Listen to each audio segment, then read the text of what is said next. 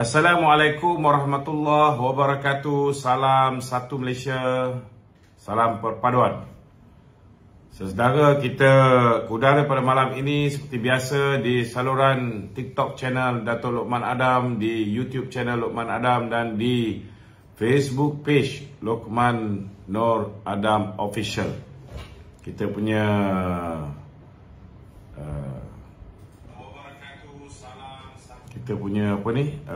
Twitter masih lagi di blog, tak lepas. Untuk sebarang persoalan, tuan-tuan boleh ajukan soalan-soalan tuan-tuan di talian 0113595444. Masukkan nombor tu. Okey. Kita perlukan soalan-soalan untuk malam ni sebab kita punya penyedia soalan kurang bersedia pada malam ni. Tak banyak soalan-soalan yang dapat dikumpulkan. So minta supaya tuan-tuan boleh hantar soalan di talian 0113595444. Pertamanya saya nak ucapkan tahniah dan syabas kepada Datuk Seri Johari, calon Barisan Nasional di Tioman, kerana beliau telah memenangi pilihan raya kecil di Dun Tioman dengan majoriti sebanyak 573 undi. Alhamdulillah, saudara. Namun seperti mana yang kita sedia maklum bahawa calon daripada kawan kita PH juga masih lagi mendapat undi sebanyak 784 undi. Jadi kalau undi itu dicampurkan dengan undi Barisan Nasional, kita akan ada 1000 lebih majoriti. Begitu juga di Padang Serai. Padang Serai, kita ucap tahniah kepada Perikatan Nasional Raya dan amat mendukacitakan calon BN yang telah pun menarik diri memberikan laluan kepada sahabat kita daripada Pakatan Harapan, Dr. Saufi, mendapat undi yang tinggi, lebih kurang 1300 lebih undi. Jadi sepatutnya undi ini diberikan kepada Pakatan Harapan, maknanya ramai lagi yang tak faham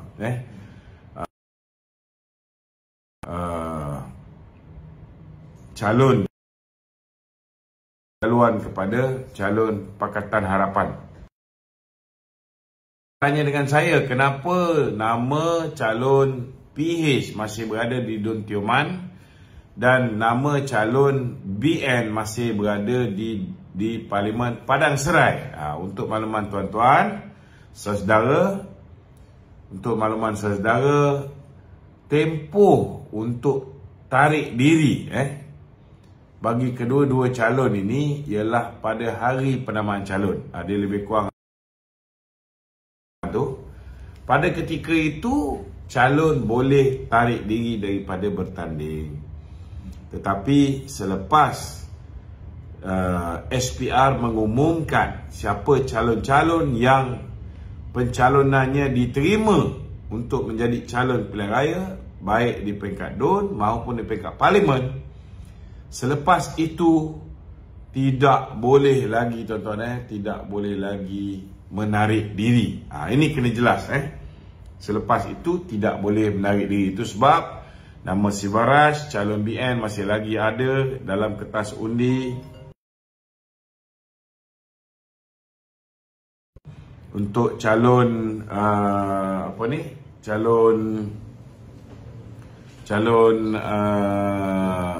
di Tioman, saudara Fazli yang telah memberi laluan pada calon BN, nama dia juga masih ada di dalam kertas calon.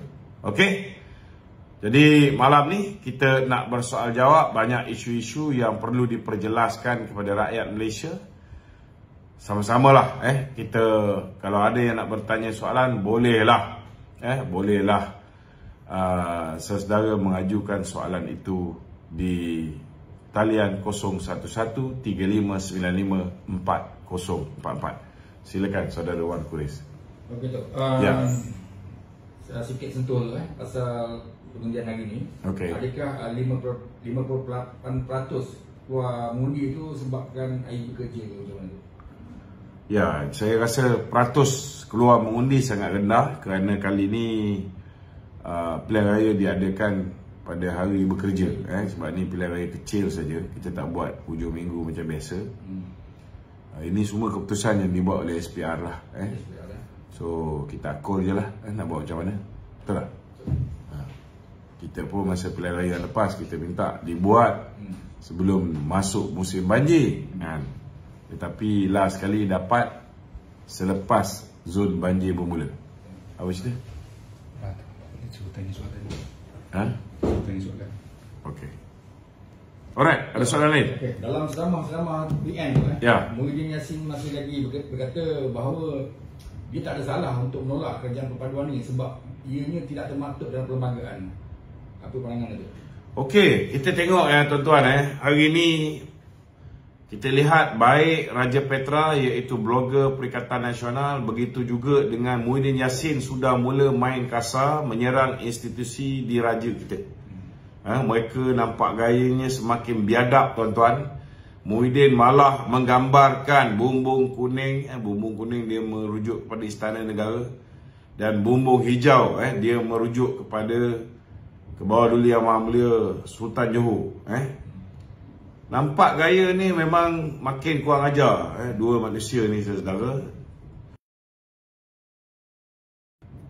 Raja Petra yang mengaku dirinya kerabat diraja tetapi seolah-olah macam menghasut rakyat Malaysia supaya membenci institusi diraja.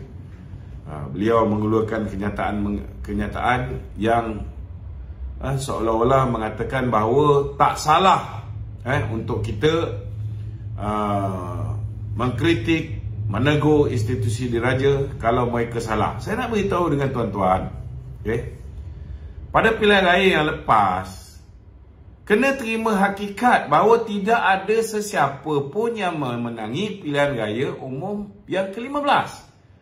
Takkanlah Muhyiddin ni terlalu dangkal, terlalu tak berapa cerdik.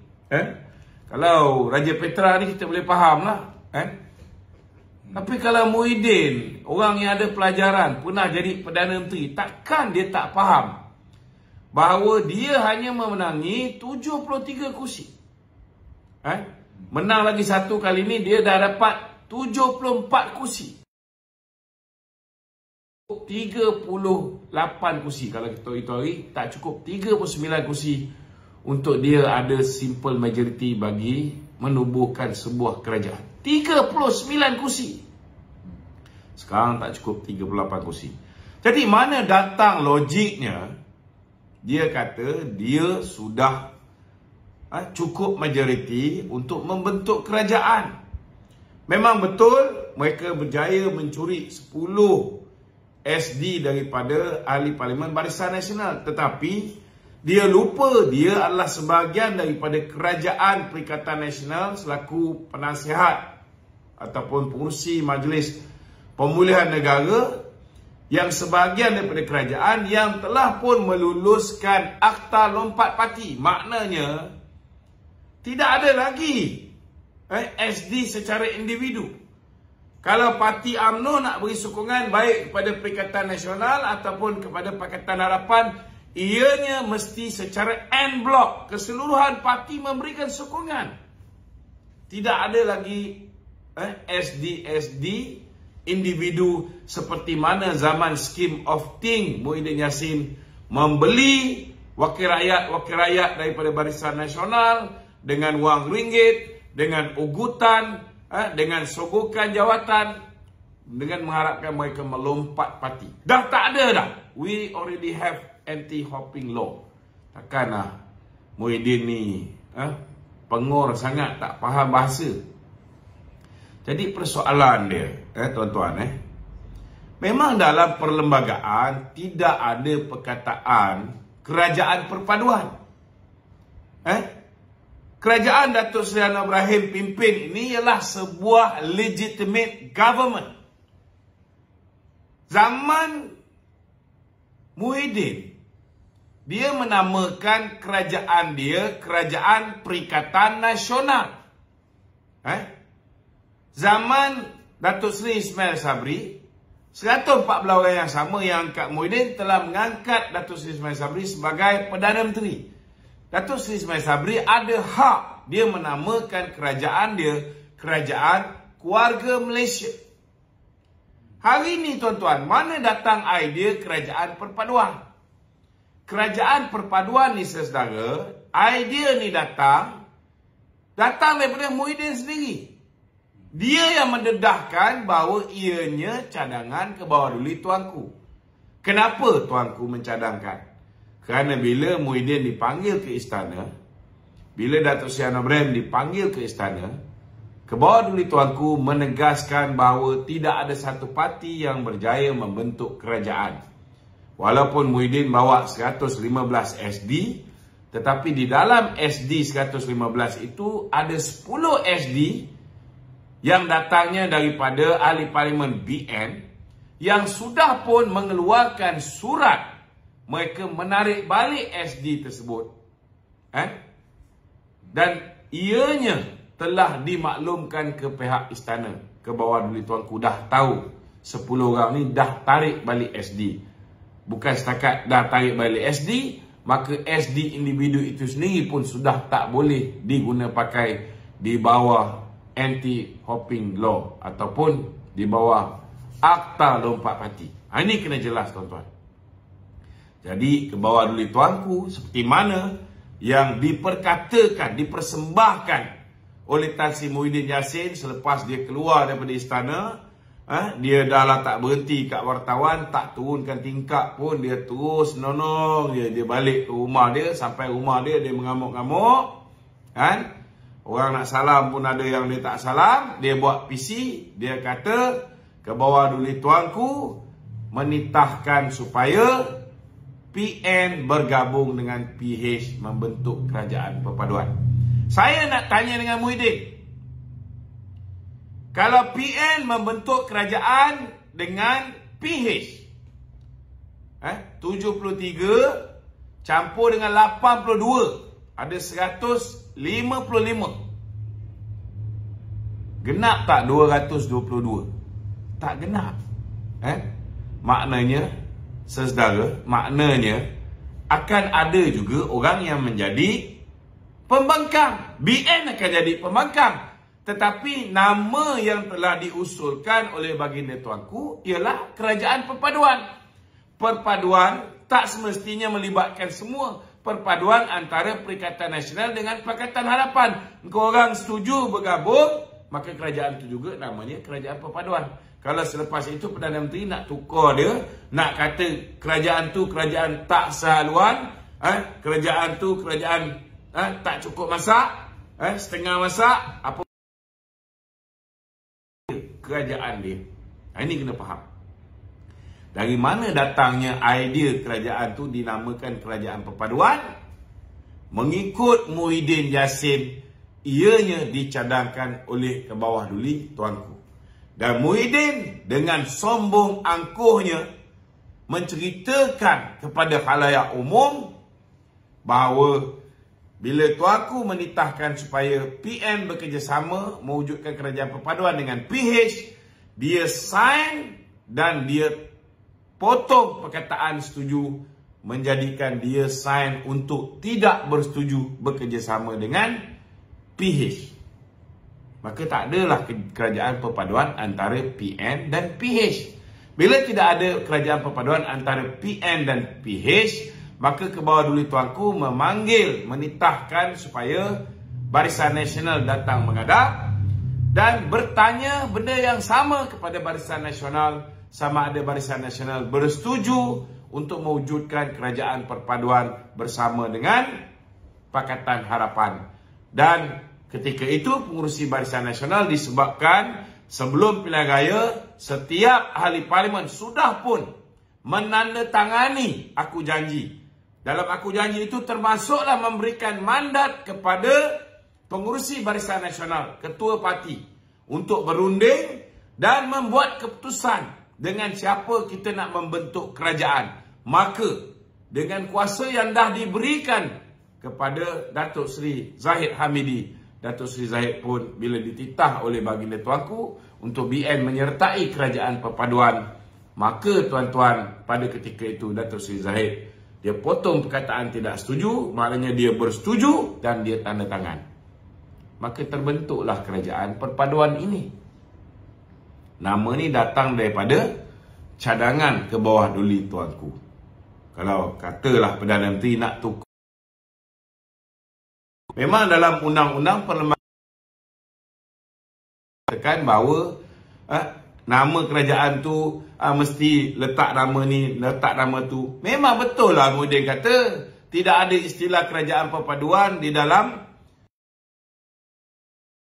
Tetapi Muhyiddin, saya nak beritahu kerajaan Datuk Seri Anwar Ibrahim ialah kerajaan yang legitimate.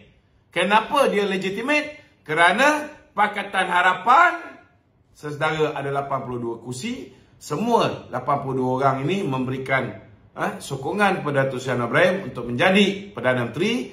Dan BN ada 30 kursi. Datuk Seri Zahid Hamidi secara en blok memberi sokongan kepada Datuk Seri Anwar Ibrahim menjadi Perdana Menteri. Maka 82 campur 30 cukup genap 112. Dan kemudian Alhamdulillah sahabat kita GPS 23 kursi juga memberikan sokongan kepada Datuk Seri Anwar Ibrahim untuk membentuk kerajaan menjadi Perdana Menteri. Kemudian KDM memberikan 2 kursi. Warisan memberikan 3 kursi dan menyokong Datuk Seri Anwar Ibrahim. Bebas 2 kursi. Jumlah keseluruhan 148 ahli parlimen yang membentuk kerajaan yang mengangkat Datuk Seri Anwar Ibrahim sebagai Perdana Menteri. Itu kerajaan perpaduan, sehingga kini kerajaan ini masih dipanggil sebagai kerajaan perpaduan. Kerajaan nak panggil nama apa pun tak kisah tuan-tuan. Muhyiddin Raja Petra nak mempertikaikan ini bukan kerajaan perpaduan kerana bukan semua terlibat. Dengan Datuk Seri Anwar Ibrahim saja yang bentuk kerajaan ni, kerajaan tu masih lagi nama kerajaan perpaduan. Apa yang tak faham lagi? Jadi hari ini terpulang kepada Yang Amat Berhormat Perdana Menteri. Kalau dia nak tukar nama, dia tak selesa dengan perkataan perpaduan, ataupun dia nak tukar menjadi Perikatan Perpaduan, dia nak tukar jadi Pakatan Nasional, apa pun nama dia nak bagi, tak ada masalah. Cuma saya minta Datuk Seri Anwar perjudian nasional ini telah ditempah oleh Muhyiddin Yassin. Isu penting. Jangan curi nama ni. Muhyiddin Yassin sebagai Perdana Menteri Perjudian Nasional. Perdana Menteri dia nak buat kerajaan di dalam kapal mewah bersama dengan Vincent Tan, dengan Dr. Samsuri. Dia boleh buat kerajaan di atas kapal tu. Perjudian nasional, tak ada masalah. Tak ada orang akan ganggu dia selepas ni. Cuma move on lah. Dan bahawa hari ni Datuk Seri Anwar Ibrahim sudah ada lebih daripada simple majority. Dia sudah ada 2/3 majority untuk membentuk kerajaan. Kalau tak puas hati, tak ada masalah. Kalau tak puas hati, teruskanlah dengan agenda kamu cuba untuk membeli wakil rakyat. Kamu pun duit banyak lagi, tak habis lagi pakai, betul tak? Jadi kamu boleh beli wakil rakyat yang hari ini masih ada. Tak dapat jadi timbalan dan macam-macam usaha perjumpaan yang berlaku hari ini. Duit kamu banyak lagi kan? Lagipun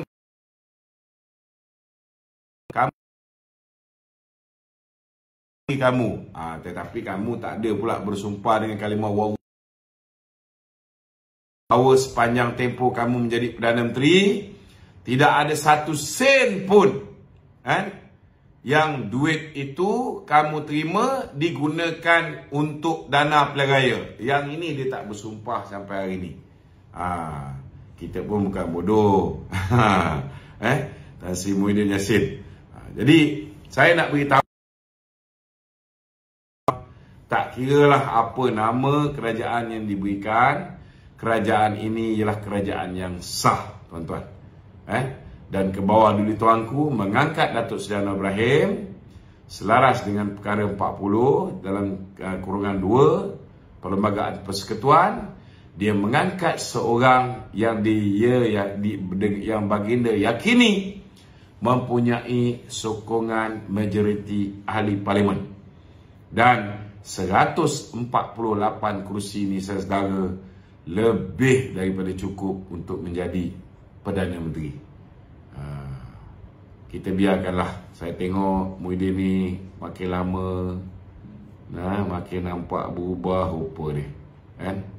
Saya risau takut last sekali landing di Tanjung Rambutan jadi orang Perak pula, macam Asri Janggut, kan?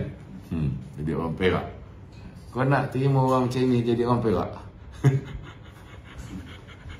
Okey tuan-tuan, silakan soalan lain. Okey tu, dalam ceramah dia juga tu, kempen dia semalam tu, dia kata masakan dia boleh menggunakan duit judi, sedangkan masa pentadbiran dia banyak premis judi ni ditutup. Masa pentadbiran dia, kalau sebelum tu cabutan khas ni, untuk makluman tuan-tuan, cabutan khas ini lebih kurang dalam 12 saja, 1 tahun. Tetapi zaman dia menjadi Perdana Menteri, cabutan khas ini walaupun dalam tu ada PAS, ditingkatkan kepada 22 kali 1 tahun. Itu yang Datuk Seri Anwar Ibrahim bila dia bercakap, sudah pastilah dia dah duduk di Kementerian Kewangan. Dia tahulah tuan-tuan dokumen semua dengan dia. Bila dia kata kemungkinan besar ada dana daripada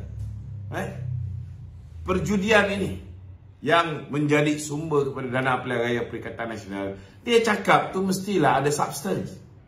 Dia cakap mestilah berdasarkan fakta. Ini Perdana Menteri cakap, bukan macam Muhyiddin cakap. Itu sebab ada setengah-setengah orang kata Muhyiddin ni penipu. Sebab kerja dia menipu je, tuan-tuan. Saya nak beritahu dengan saudara, pusat perjudian, tapi saya nak beritahu ada tempat-tempat tertentu di Kelantan walaupun pusat perjudian tak ada, tapi apa dia panggil ni? Ada tempat-tempat kedai-kedai tertentu, black market judi ni masih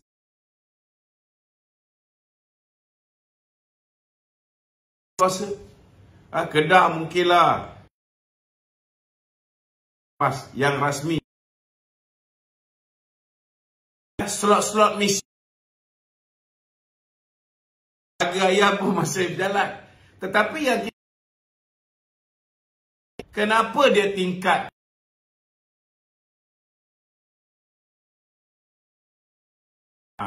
Yang itu bila Perdana Menteri cakap ada special draw tambahan, kemungkinan besar ianya menyumbang kepada dana politik mereka.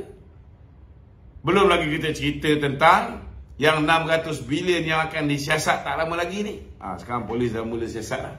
SPRM pun dah mula siasat dah. Hari ni sudah ada orang buat laporan polis, sudah ada orang buat laporan SPRM.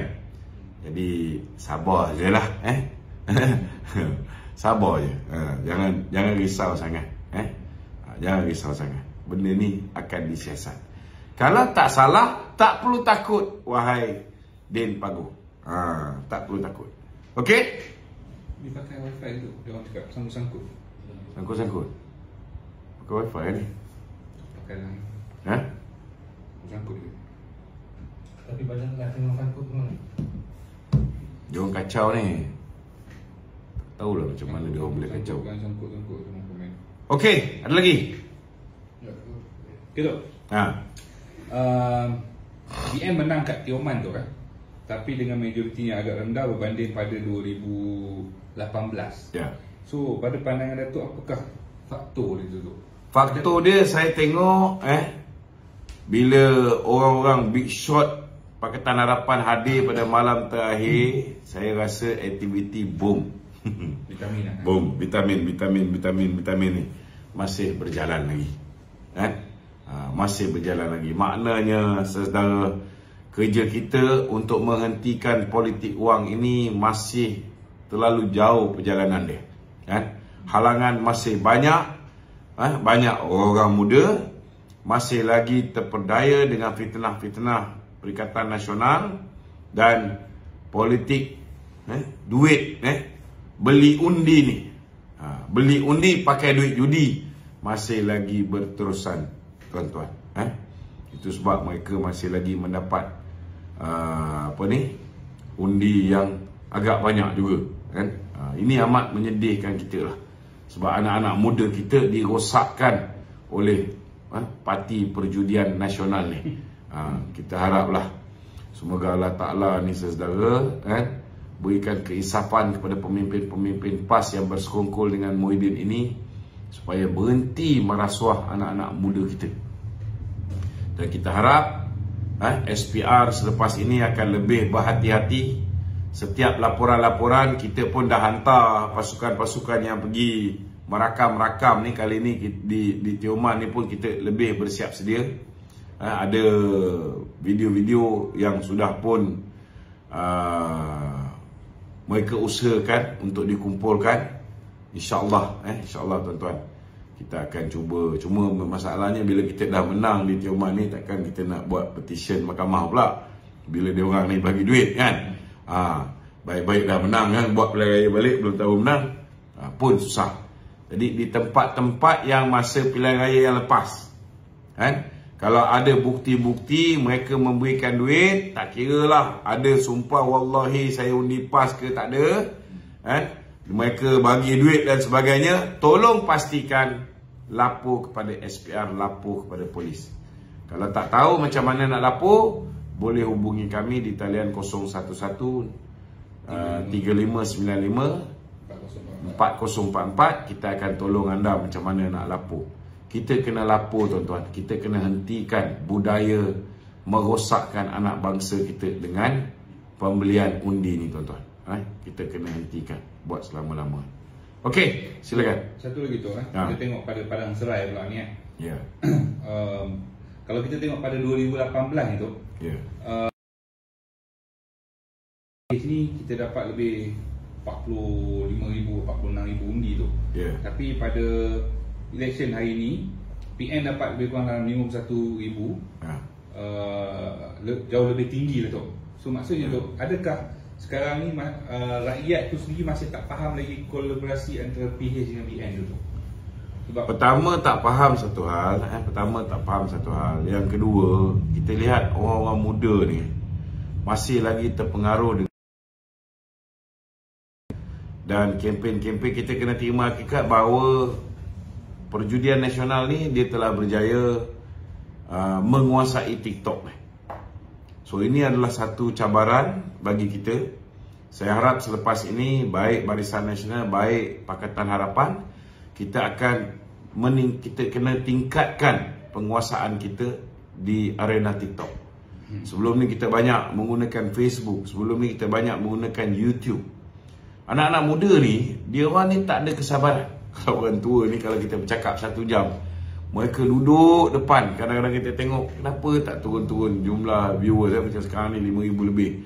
Sama je sampai tu, kadang-kadang bertambah. Betul tak? Dia orang ni tak ada buat kerja lain ke? Kan?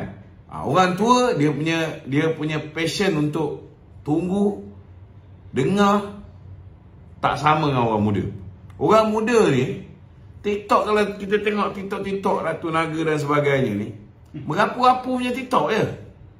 Tapi pasal pendek, banyak dia orang buat TikTok. Jadi kita kena pastikan bahawa selepas ini, kita punya cabaran ialah kita kena menguasai. Baik Pakatan Harapan, baik Barisan Nasional, kita kena menguasai TikTok. Kerana banyak orang Melayu ni. Ni sebenarnya bangsa Melayu ni tak faham. Kita lihat TikTok ni asalnya daripada negeri China. di negeri China ni, TikTok ni yang keluar dekat timeline apa semua sekali ialah TikTok yang membina. Dalam bidang sukan, TikTok dalam bidang keusahawanan untuk anak bangsa mereka. Tetapi di luar daripada negeri China ni, TikTok yang keluar ni semua merapu-rapu. Joget sana, joget sini, banyak yang merapu-rapu. Dan kita tengok anak-anak muda kita ni, dia terikut. Dia terikut. Dia terikut. Dan kita tak ikut rentak mereka. Ini kita punya kesilapan. Kita tak ikut rentak mereka. Memang betul lah, kadang-kadang bukan semua yang keluar kat TikTok tu benda yang baik, tetapi Perikatan Nasional dia menggunakan influencer TikTok ini. Jadi lepas ni kita kena buat engagement dengan influencer TikTok. Kita kena buat lebih banyak lagi, kita lahirkan lebih banyak lagi penceramah orang yang boleh buat video-video pendek, orang muda yang muka dia, yang wajah dia boleh lebih diterima oleh orang muda juga, untuk membanjiri kita punya penerangan penjelasan di TikTok ni. So, salah satu lagi tengok ni turn out ni tu. Ya. Turn out ni macam turn out itu satu juga faktor 68%. Turn out kali ni rendah. Itu sebab tak sama macam keputusan pilihan raya 2018. Dulu 80 lebih turn out, sekarang ni cuma 68%. Kalau dekat Tioman pun kurang ke? Dekat Tioman lagi rendah. Okey. Adakah faktor PM tu dia menang di Padang Serai tu sebab dia dah lama dibentuk gabungan tu dan kita baru lagi bentuk gabungan tu, adakah kat situ tak ada keserasian? Ya, kita tak nafikan bahawa PN sudah mula mendapat juga sokongan yang signifikan, khususnya di kalangan orang Melayu yang termakan dengan fitnah-fitnah mereka terhadap pemimpin Barisan Nasional. Mereka percaya tentang pendakwaan terpilih yang dihadapi oleh Datuk Seri Najib, pendakwaan terpilih yang dihadapi oleh Datuk Seri Zahid. Mereka percaya bahawa memang diorang ni bersalah, walaupun daripada 87 pertuduhan, Datuk Zahid dah menang 40 pertuduhan. Lepas ini insya-Allah saya pun yakin peluang dia nak menang untuk lagi 47 pertuduhan pun cerah. Apatah lagi selepas ini sudah pasti mahkamah akan lebih adil. Tidak ada lagi orang yang akan melindungi manusia yang macam Nazlan. Keadilan tu akan ditegakkan insya-Allah. Tetapi masalah dia, mereka ni percaya bahawa siapa saja yang didakwa di mahkamah, maka orang ni walaupun belum jatuh hukum dah bersalah. Jadi lepas ni kita tengok bila Muhyiddin dah mula didakwa di mahkamah, 2-3 orang yang makan rasuah ni semua sekali yang sebelum ni dilindungi dah didakwa di mahkamah, kita nak tengok orang percaya lagi tak? Saya takut bimbang. Saya bimbang takut apa? Sebab dulu bila Muhyiddin bersama dengan kita, bila nasihat-nasihat Datuk Seri Najib tentang ekonomi, tentang bagi, masa tu orang mula panggil dia Abah. Betul tak? Bila dia mula besar kepala, dia nak penjara pemimpin kita, orang mula panggil dia Abah kau. Betul tak? Takut lepas ni bila dia turun naik mahkamah, orang panggil dia Abah Sakau. Itu bahaya tu, kita risaulah, takut nama berubah-ubah. Yang mana satu Abah, mana satu Abah kau, mana satu Abah Sakau. Okey? Okey tu. Menteri Undang-Undang sekarang tu. Datuk Seri Azalina. Dia dah mulakan langkah pertama untuk pelan pengubahsuaian mengenai pengasingan kuasa antara peguam negara dan pendakwa raya tu. Adakah dulu orang tak faham kuasa tu sama ke? Macam mana? Sebelum ni kuasa sebagai peguam negara terletak di tangan peguam negara. Kuasa mendakwa pun di bawah jabatan peguam negara. Walaupun kita ada peguam cara 1, kita ada peguam cara 2 kan. Jadi selepas ini kemungkinan besar akan terpisah. Jadi tidak ada lagi isu contohnya macam Pihak polis dah siasat. Contohnya kes Azmi Ali, dah siasat dah. Tapi dia hantar pada Jabatan Peguam Negara. Kalau Jabatan Peguam Negara kata tak payahlah dakwa, maka tak didakwa lah orang ni. Sama juga SPRM dah siasat pasal isu Nazlan. Bila dia siasat isu Nazlan, dia dapati Nazlan telah melanggar Seksyen 220 Kanun Kesiksaan kerana membuat keputusan tidak berlandaskan undang-undang. Maka dia patut boleh dihadapkan ke muka pengadilan. Tapi dia dilindungi oleh Peguam Negara. Peguam Negara tidak mahu melakukan pendakwaan. Itu sebabnya kita kena pisahkan kuasa Peguam Negara dengan kuasa Peguam Cara Pendakwa Raya. Tak boleh sekali. Tak boleh sekali. Adakah lepas ni ada wujud Jabatan Pendakwa Raya tu? Itu kita serah kepada Datuk Seri Azalina Osman untuk memikirkan. Dia pun sudah pasti akan berunding dengan Jabatan Peguam Negara, dengan pihak-pihak pakar-pakar undang-undang, macam mana cara terbaik untuk memisahkan di antara tugas Peguam Negara dengan Pendakwa Raya. Bolehkah wujudkan jabatan khas untuk? Boleh, tak ada masalah. Tak ada masalah. Okey. Soalan netizen tu dia kata pegawai dalam KSU kendaraan yang dicutikan tu adakah dia terlibat dengan skandal masa? Kita serahkan kepada Yang Amat Berhormat Perdana Menteri selaku Menteri Kewangan untuk menguruskan hal ni. Sudah pasti bila Yang Amat Berhormat Perdana Menteri memutuskan supaya KSP, Ketua Setiausaha Perbandaraan, Tan Sri Asri Hamidun, untuk bercuti, mesti ada sebab. Mesti ada sebab. Apa sebabnya? Kena tanya Perdana Menteri lah. Kita tak boleh nak menjawab benda-benda yang di bawah kuasa Perdana Menteri. Okey? Satu lagi nak tanya, Dok. Ya.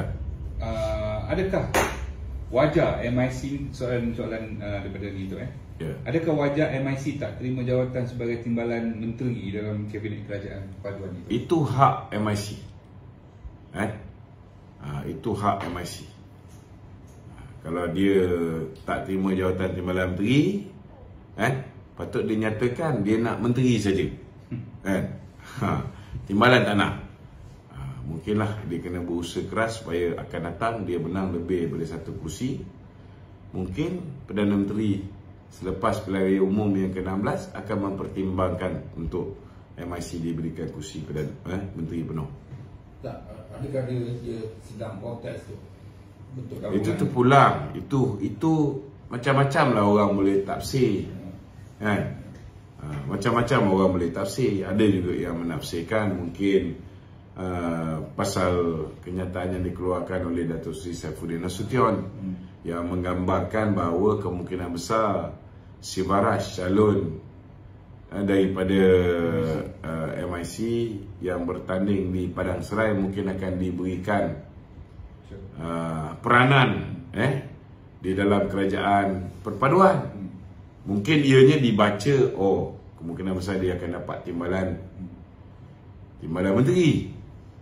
Jadi ialah MIC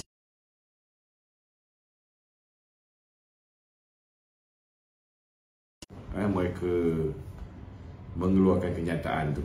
Tapi orang boleh buat spekulasi. Mungkin MIC tak nak Sibaraj dapat jawatan. Itu sebab mereka menolak jawatan timbalan. Betul tak? Macam-macam. Macam-macam spekulasi. Tetapi kita letak tepi spekulasi ini. Yang pasti kenyataan rasmi yang dikeluarkan oleh MIC, dia tidak mahu jawatan timbalan. Dan dia ucap tahniah kepada Datuk Seri Anwar Ibrahim sebagai Perdana Menteri. Walaupun dah agak lewat, tapi okeylah. Daripada langsung tak ada. Ada setengah, saya tunggu juga ramai lagi yang tak ucap tahniah kepada Perdana Menteri dan tak ucap tahniah kepada Presiden UMNO yang menjadi timbalan Perdana Menteri. Kenapa begitu? Maknanya masih ada lagi yang berbuku dalam hati ni. Kan? Okey? Datuk Seri Anwar Ibrahim disifatkan tidak berpegang kepada kedaulatan undang-undang kerana melantik Sri Ahmad Zahid Hamidi sebagai timbalan Perdana Menteri, kata bekas Perdana Menteri Tun Dr. Mahathir Mohamad. Orang tua ni bertanding pilihan raya, deposit pun hilang, kita nak pakai ke cakap-cakap dia lagi?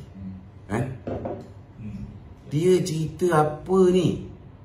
Dia sedar tak ketika dia menjadi Perdana Menteri, mula-mula dia kata Lim Guan Eng perlu selesaikan kesnya di mahkamah sebelum dilantik menjadi menteri. Tetapi beberapa hari selepas dia mengeluarkan kenyataan tersebut, dia telah melantik Lim Guan Eng selaku Menteri Kewangan. Menteri Kewangan. Sedangkan Lim Guan Eng berhadapan dengan kes rasuah ketika itu. Jadi cakap tu, janganlah ingat semua orang perangai macam dia. Jangan ingat semua orang perangai macam dia. Dato' Sri Anwar Ibrahim sudah pasti ada pertimbangan kenapa dia melantik Dato' Sri Zahid. Apa puncanya? Bila UMNO kerjasama dengan Bersatu dan PAS, UMNO akhirnya menurunkan Muhyiddin sebagai Perdana Menteri. Salah satu sebabnya kerana tidak berlaku adil kepada pemimpin UMNO. Bukan setakat kita ni ada kursi lebih banyak daripada Bersatu, kita bagi Bersatu jadi Perdana Menteri, kita dah maafkan ni, kita angkat dia Perdana Menteri. Janji nak bagi timbalan Perdana Menteri, mereka tipu. Janji nak bagi lebih kursi menteri pada kita, mereka tipu. Menteri Kanan pun dia ambil 2, padahal dia menang sikit. Kemudian dia tikam kita di Sabah, dia dera kita, duit UMNO disekat. Dato' Sri Anwar belajar melalui kesilapan Muhyiddin Yassin, belajar melalui kesilapan Mahathir Mohamad. Mesti ada sebab yang kukuh kenapa dia rasa Dato' Zahid perlu berada di dalam kerajaan dan menjadi timbalan dia. Dato' Zahid ada pengalaman menjadi timbalan Perdana Menteri kepada Dato' Najib. Dan kalau nak UMNO ni stabil, nak kerajaan ni stabil, kena pastikan UMNO stabil. Kalau Presiden UMNO tak diberikan tempat sebagai timbalan Perdana Menteri, orang lain jadi timbalan Perdana Menteri, orang tu akan pasang badan untuk lawan Presiden UMNO. Apa jaminan selepas orang tu jadi Presiden UMNO, dia tak tarik sokongan UMNO ni pergi ke belah Perikatan Nasional, demand jawatan Perdana Menteri pula? Ada tak jaminan? Maka apa akan jadi pada kerajaan Dato' Sri Anwar Ibrahim? Itu sebab dia kena fikir panjang, tidak boleh terlalu rigid.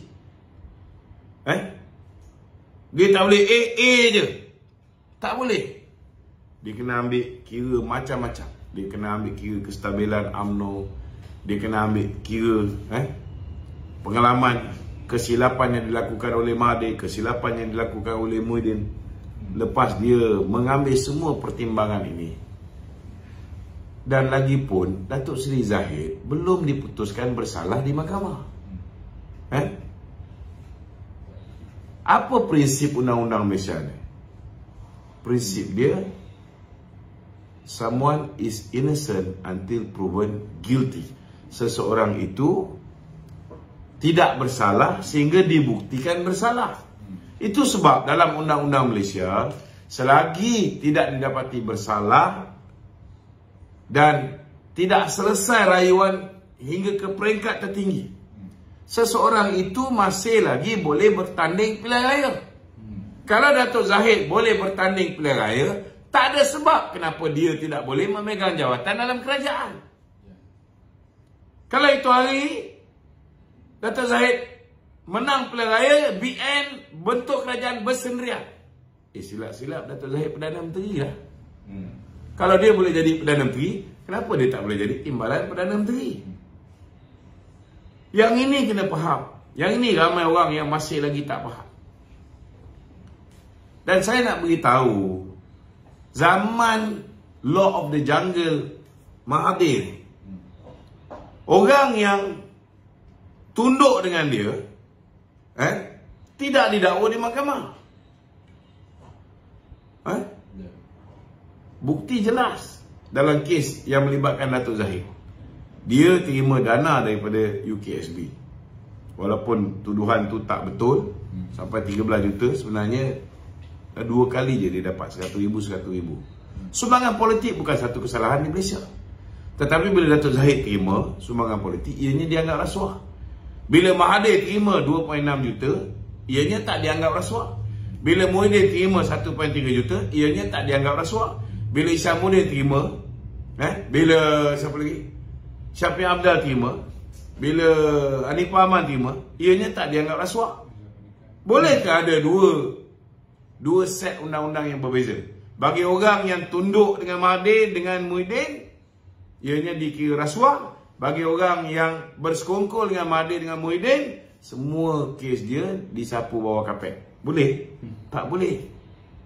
Datuk Seri Anwar Ibrahim pun tahu benda ni. Jadi atas pertimbangan ini semua, dia mengambil keputusan untuk mengangkat Datuk Seri Zahid menjadi Timbalan Perdana Menteri. So nak popek ni Mahathir ni, patutnya hari ni dia kembali ketika semayang. Umur dah nak ke penghujung. Dia patut fikir, cukup tak bekalan dia nak berhadap dengan Allah Ta'ala. Itu dia patut fikir. Bukan tak habis-habis nak balas dendam dengan Datuk Zahid, nak balas dendam dengan Datuk Najib. Balik-balik Najib Zahid. Patutnya zikir dia ni, subhanallah, walhamdulillah, Allahu Akbar. Dia patut fikir dah benda ni. Bukan fikir pasal politik lagi. Cukup lah tu. Anak dia pun dah tak cakap banyak dah. Anak dia pun hilang deposit. Semua orang yang bertanding atas tiket parti dia hilang deposit. Patut hari ni dia dah tak bersuara lagi dah. Cukuplah tu, wahai Tun Mahathir. Okey, ada lagi? Hari ni tambah lagi 2 hilang deposit tu. Pejuang. Hari ni tambah lagi 2. Di Tioman dan juga Padang Serai. Pejuang hilang deposit. Itu pun ada lagi nak bersuara. Cukuplah Tun Mahathir. Duit dia yang banyak-banyak tu pergilah belanja. Sebelum dia bercuti, pergi bercuti, pergi berehat, tenangkan otak, jaga cucu, Kalau nak berfikir, nak otak berjalan lagi, tak payah fikir pasal negara. Fikir macam mana dia nak jaga cucu dia, macam mana nak meningkatkan kefahaman cucu-cucunya dalam Islam, Yang ni patut dia fokus. Kalau dah cucu pun tak boleh nak beza yang mana halal, yang mana haram, kan berat tu. Anak-anak dia pun tak boleh nak beza yang mana perniagaan yang halal, mana perniagaan yang haram. Semua dia pukul rata sama saja. Bukankah lebih baik di hujung-hujung hayat dia ni, dia tumpukan perhatian, betulkan benda-benda ni. Negara ni biar Datuk Seri Anwar Ibrahim dengan Datuk Zahid fikirkan macam mana nak mengatasi masalah-masalah yang kita bakal hadapi. Okey, ada lagi? Okey tu, apa ni pasal dana tu, dana politik. Dana politik. PN kata dia takkan sekali-sekala akan dedahkan nama yang bagi dana tu pada umum. Tak ada masalah. Dia dapat dana politik ni tak salah. Dan tidak ada undang-undang di Malaysia ini yang mengatakan perlu didedahkan dana politik. NKRA rasuah tahun 2012 Suruhanjaya Pencegahan Rasuah pernah mencadangkan supaya diwujudkan undang-undang setiap dana politik yang diterima oleh ahli politik atau parti politik mesti diisytihar. Tapi masa tu hanya Datuk Seri Najib dengan timbalan dia yang bersetuju, yang lain tak setuju. Jadi tidak ada undang-undang. Jadi dia tak payah pun nak isytihar. Tapi kita heran, kenapa bila Datuk Zahid, Datuk Najib terima dana daripada Pak Arab, terima dana daripada kerajaan Menteri Kewangan Saudi, dia orang bising. Kenapa? Kenapa double standard? Tetapi kalau disiasat 600 bilion ni dia dapati seperti mana yang diungkapkan oleh Datuk Seri Anwar Ibrahim, bahawa ada pelanggaran prosedur dalam perbelanjaan 600 bilion itu, maka jawablah di mahkamah nanti. Memanglah terima dana tu tak salah. Tak ada undang-undang yang mengatakan bahawa terima dana politik tu salah. Tak salah. Kau nak ambil duit Yahudi pun tak apa. Tak salah. Tapi kalau kau ambil duit, dapat kickback daripada meluruskan direct nego projek, bersiap sedialah. Okey.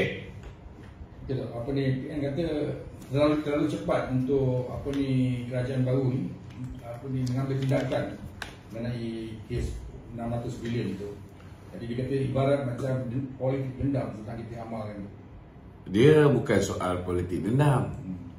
Soal dia, masa pilihan raya yang baru ni, kita tengok mereka pakai duit luar biasa. Sedangkan dia parti baru. Sedangkan dia memerintah 17 bulan. UMNO perintah 61 tahun pun tak ada duit banyak macam ni. Luar biasa banyak dia. Jadi kita nak pastikan bahawa dari mana datang duit mereka ni. Gila babi banyak ni. Babi pun tak gila macam ni.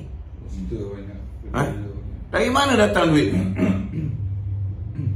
Manalah tahu Muhyiddin ada cita duit tu, ataupun dia boleh turunkan duit daripada langit. Kita siasat lah. Kalau tak salah, apa nak takut kena siasat? Hamzah kata 50,000 dia bagi. 50,000 tu. Bagi setiap calon. 50,000. Poster dia pun tak cukup. Tak payahlah nak kencing. Tak payah nak kencing. Saya pergi dekat apa ni, Larut tu. Kita tahulah. Tak payahlah nak temberang. Okey? Ada lagi? Ni soalan penonton okey. Dia kata kita nak menghadapi besok lagi 6 bulan mungkin ada PRN tu. Boleh tak minta kerajaan fikir semula tu pasal pengundi 18 tahun tu, supaya akhlak mereka tak rosak, supaya negara, sistem demokrasi tu sendiri tak rosak. Saya rasa kalau untuk 5 tahun akan datang, kita ada masa untuk terapkan pendidikan. Pendidikan supaya anak-anak muda kita ni dari di bangku sekolah lagi diajar supaya membenci rasuah. Supaya membenci duit judi ni. Memang kita kena ajar benda ni. Kalau tidak nanti, yelah, cuba bayangkan, mak bapak bagi duit kat sekolah paling banyak pun RM10 je satu hari. Tapi tiba-tiba masa pemilihan raya ni, mereka ni tiba-tiba dapat 300 setengah, ada setengah-setengah tu dapat sampai 500. Macam mana dia tak undi Perikatan apa ni, Perjudian Nasional? Macam mana dia tak undi PAS? Tiba-tiba dapat duit yang luar biasa banyaknya ni. First time dapat BRIM. Cuma bukan main gembira lagi. Tetapi kita bagi BRIM tu 2 tahun kita bagi. Sebelum pilihan raya 2013 kita dah bagi, 2012 kita bagi, 2013 kita bagi. Dan ini kita bagi bukan kepada penyokong yang undi BN. Tak ada pun kita suruh, oh wallahi saya undi BN. Tak ada. Kita bagi pada semua. Tak kira Melayu, India, Cina, penyokong UMNO, penyokong apa pun, tak ada parti apa semua. Semua dapat. Dan yang paling banyak dapat ialah orang Selangor. Dan orang Selangor pada ketika itu mengundi pembangkang. Dia tak undi kerajaan BN pada ketika itu. Tapi kita tetap bagi, kita tak pilih kasih.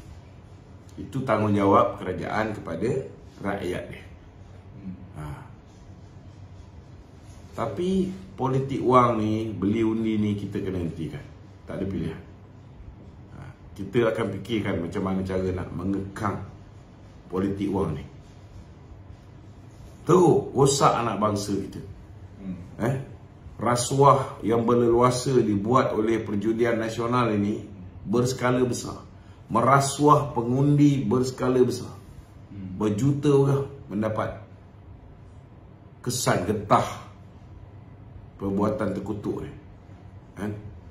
Kita kena hentikan daripada Perjudian Nasional dengan PAS ni membeli undi anak bangsa kita ni. Cukuplah. Okey? Ada yang mencadangkan agar PLKN ni dibuat semula. Ya, mungkin kita kena buat pendidikan civic ni dipertingkatkan. Kita boleh ajar pendidikan politik awal di sekolah-sekolah supaya dia orang faham kenapa kena turun pilihan raya. Itu tanggungjawab kita.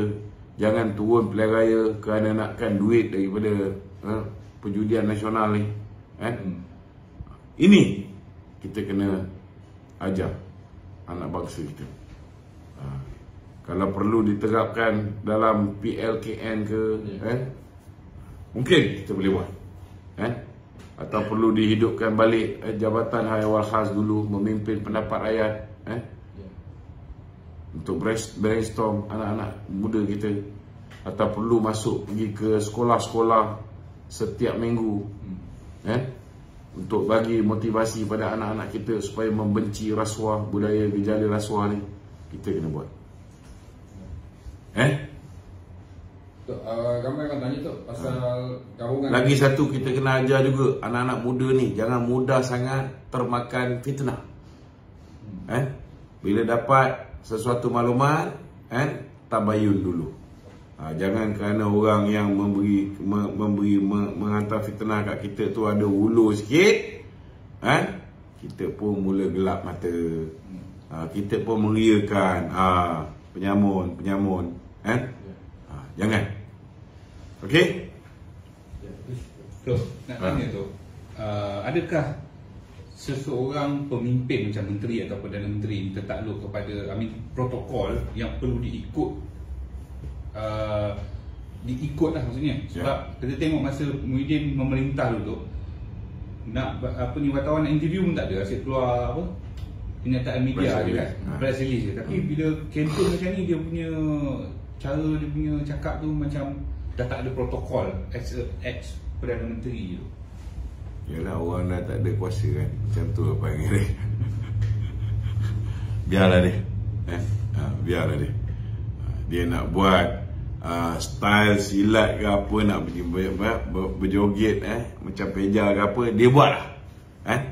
Dia dah bukan Perdana Menteri. Kita pun tak peduli dia nak buat macam mana.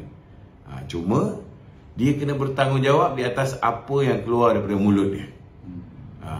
Cuma kalau selepas ini dia didakwa di bawah Akta Hasutan 1948 kerana menghasut rakyat supaya membenci institusi diraja, jangan salahkan institusi diraja.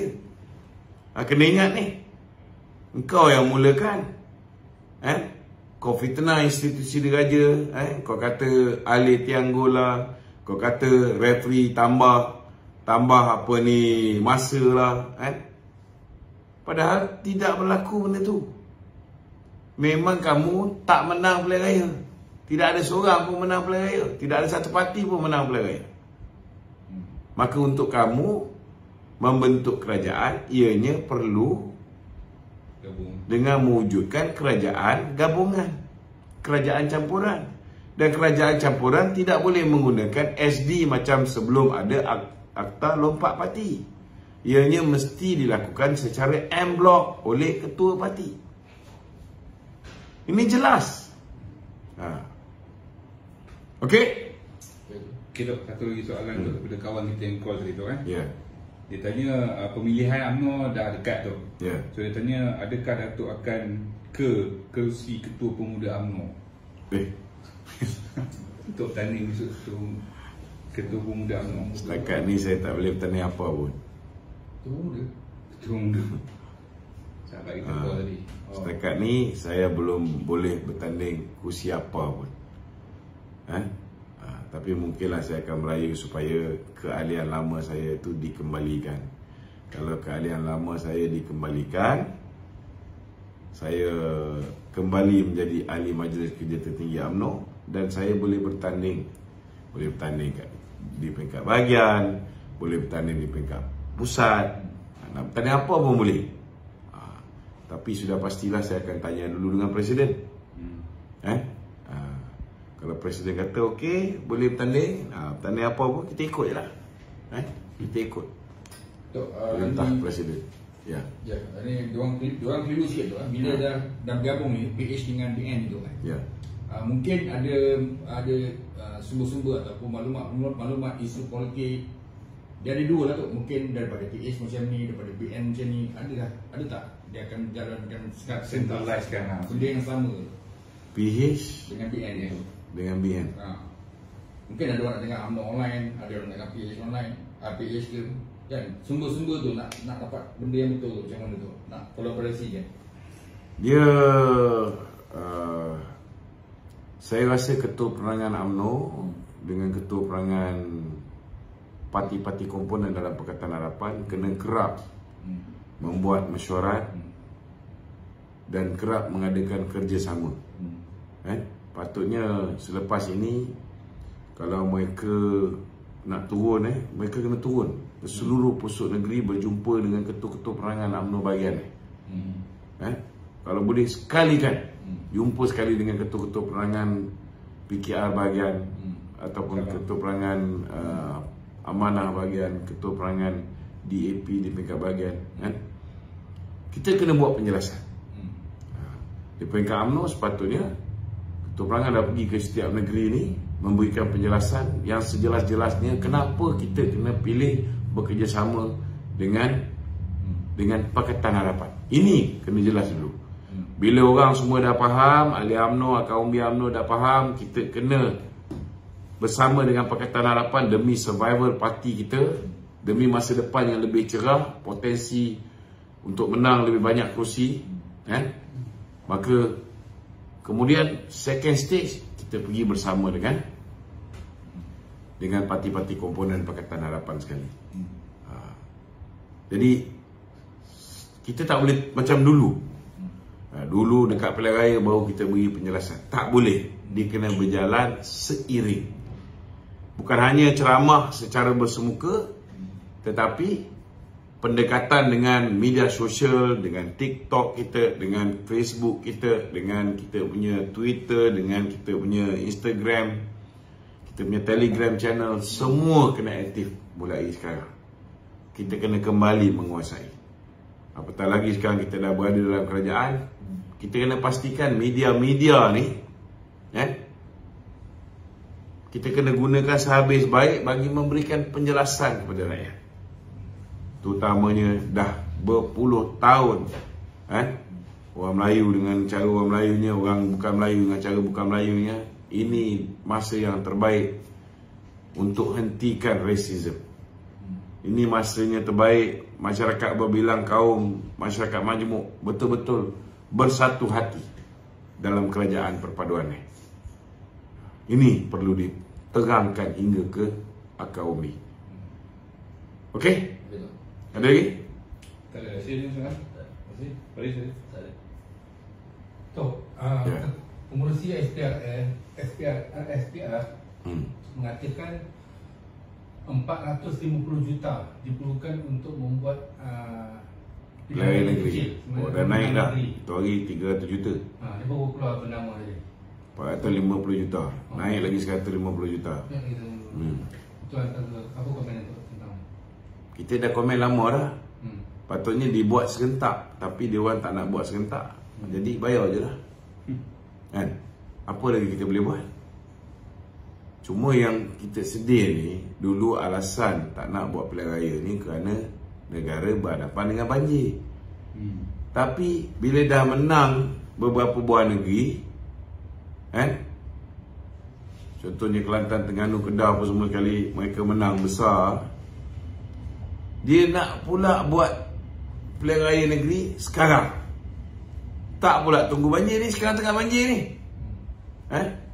Kalau dekat apa ni Bentong, Lipis, sebelah Pulau Pinang pun ada, sebelah Teluk Intan pun sekarang ni tengah banjir, tak ada pula dia suruh tunda selepas banjir selesai. Jadi nampaklah dia orang ni memang double standard lah. Dia membangkang itu hari kerana mereka tak yakin mereka boleh menang. Tapi bila kita insist untuk buat juga, mereka gunakan sehabis baik duit yang mereka ada untuk beli undi pula. Sekarang mereka dah tahu duit boleh mengubah minda pengundi kita. Duit boleh mengubah anak bangsa kita kepada menyokong mereka. Jadi dia confident level dia tinggi. Kita pun kena buat kerja kita pastikan anak bangsa kita tidak dirosakkan dengan duit. Kita kena pastikan anak bangsa kita mengundi berdasarkan keyakinan mereka, parti yang boleh memerintah negara ni dengan baik, bukan parti yang boleh ulur lebih. Ini kita kena ajar pengundi-pengundi baru.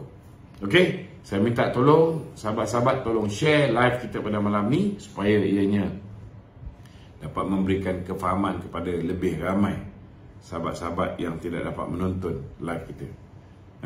Bagi sesiapa yang ada grup WhatsApp, minta tolong add nombor ni 013-838-7038. Add saya dalam grup WhatsApp tuan-tuan.